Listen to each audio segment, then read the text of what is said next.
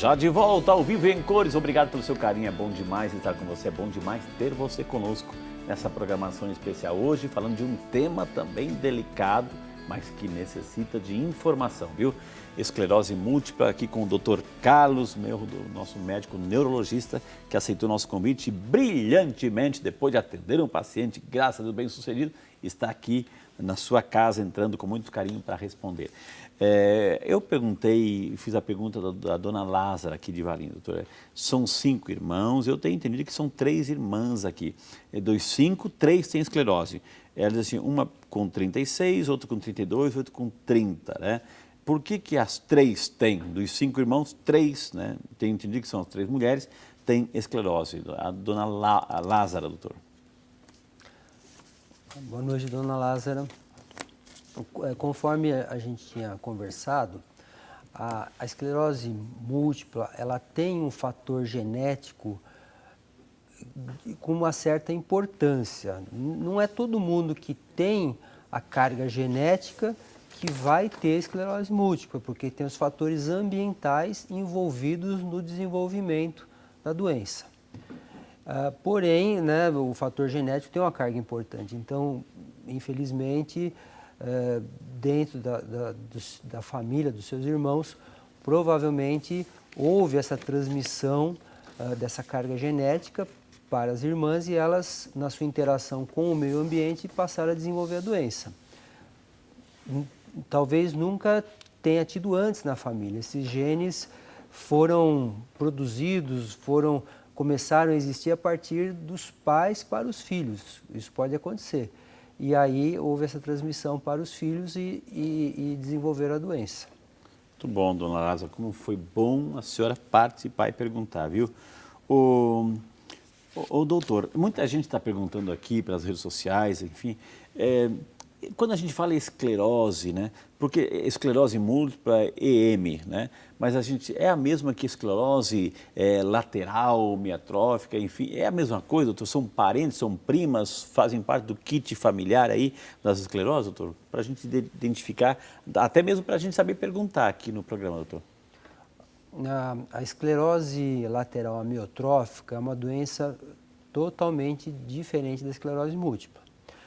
É uma doença que tem uma manifestação de uma perda motora progressiva por uma disfunção do corpo do neurônio. É lá onde nasce o impulso nervoso, não onde ele é transmitido. E ele acontece em pessoas mais velhas, depois dos 50, 60 anos, e existe um déficit neurológico motor, puramente motor, progressivo no decorrer dos anos, assim. Então, a base dela é totalmente diferente da esclerose múltipla, é uma doença diferente. Apesar do nome ser próximo, a doença é totalmente diferente. Então, essa é lá no núcleo, lá no corpo do neurônio. No corpo do neurônio. A esclerose múltipla que estamos falando é, digamos, a caudinha lá do neurônio, né? O axônio, onde tem a mielina. Então, é onde o impulso é transmitido. Eu falei cauda, mas tem um nome, axônio. Axônio, mas é a cauda. É a cauda do neurônio. É ali onde tem essa camada, esse revestimento da mielina.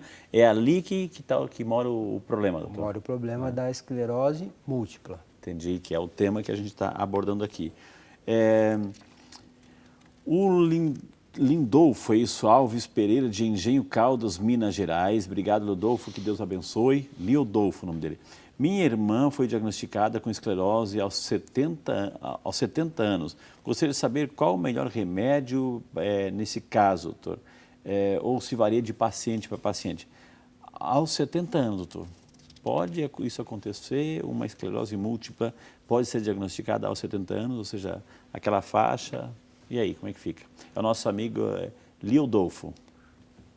Boa noite, Liodolfo, obrigado pela pergunta, mas a idade de 70 anos, ela foge um pouco daquela faixa de idade entre os 15, 20 anos aos 40, 50 anos. Então, está muito fora da faixa etária tradicional. Então, passa a ser um diagnóstico atípico, um diagnóstico de exceção para a esclerose múltipla. Pode acontecer, mas é uma situação bem rara. Então, o estudo tem que ser bem mais minucioso, às vezes um especialista em esclerose múltipla para avaliar direitinho se é mesmo esse o diagnóstico e poder dar o tratamento correto. A pessoa foi diagnosticada esclerose múltipla, ela pode fazer exercício, ela deve fazer exercício? Como é que fica a relação da doença com a atividade física? É a Viviane que está perguntando para a gente, doutor. Oi, Viviane, obrigado pela pergunta. É muito interessante isso porque os exercícios são recomendados de uma forma adequada à condição física do paciente. Então, são recomendados exercícios leves para que a pessoa se mantenha numa boa condição física no decorrer dos tempos. Porém, alguns cuidados devem ser tomados. O principal deles é, algumas vezes, a exposição a calor excessivo. Então, é sabido que a exposição a temperaturas muito altas, até às vezes banhos muito quentes e calor excessivo, correr embaixo do sol, pode desencadear sintomas que representam um surto. Não é um surto, é uma dificuldade, talvez o calor iniba a transmissão do impulso e tal.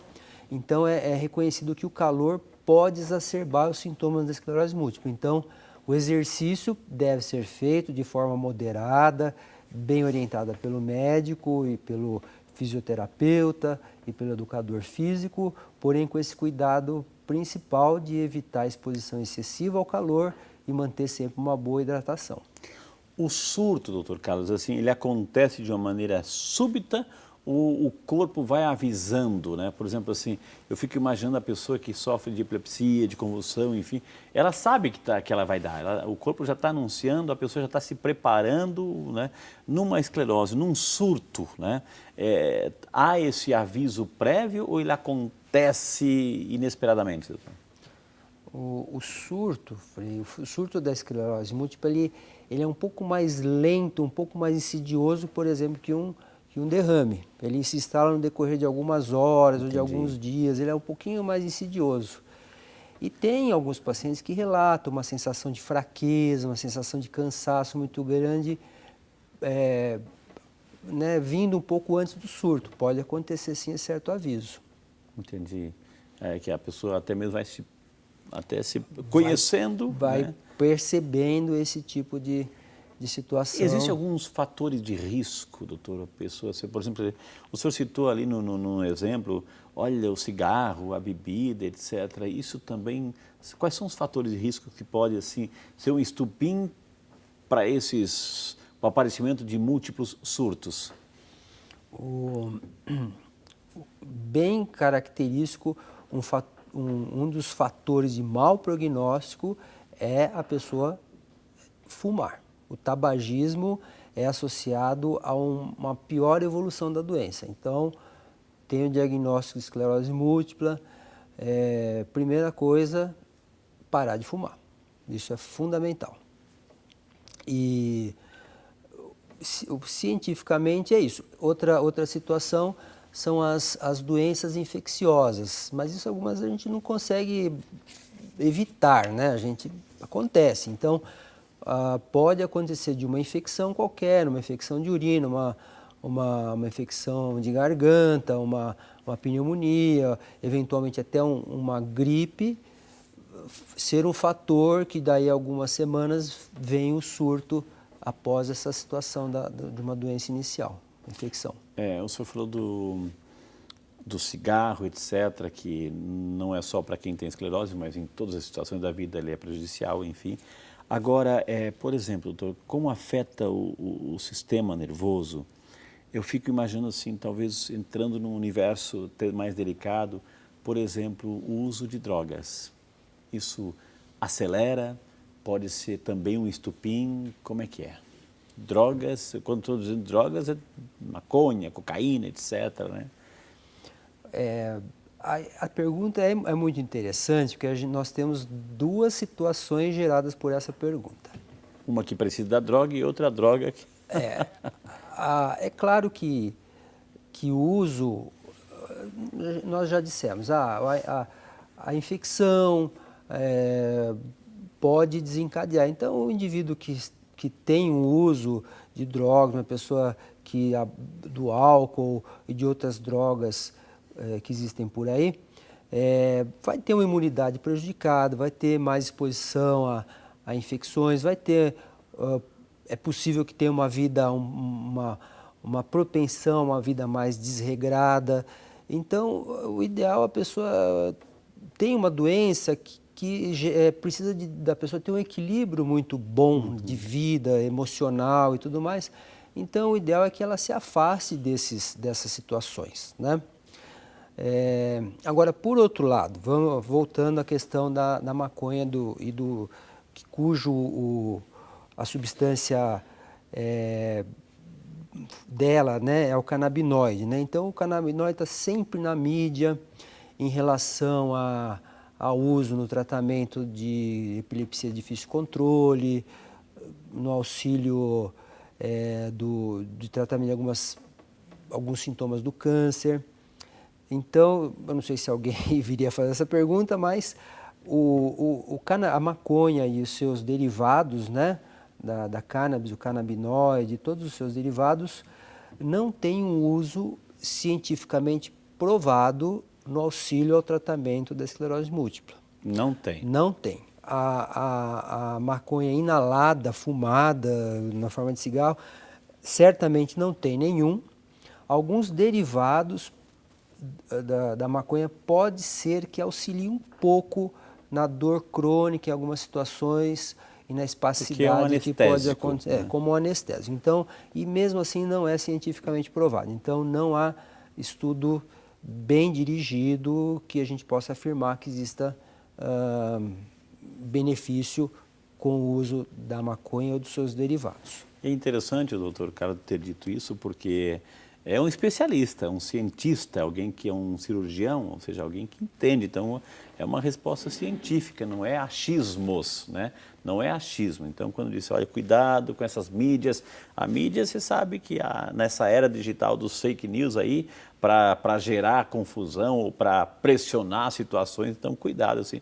A gente tem que sempre perguntar ao especialista, né? Não vai na orelhinha do livro quando você pode ler o livro, né? Não vai no comentário quando você pode saber da essência, né? De realmente gente que entende do assunto, viu? Então, é por isso que existe o Vídeo de Saúde, é por isso que a gente tem essa prática aí da honestidade, né? Com os especialistas que entendem do assunto.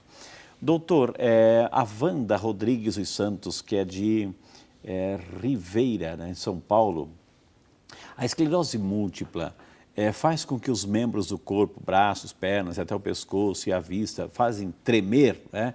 É normal, né? Teria algum tipo de tratamento? A gente já vai falar de tratamento, vamos falar de vacina, daqui um pouquinho a gente vai falar. Mas, ou seja, vamos à primeira parte da pergunta.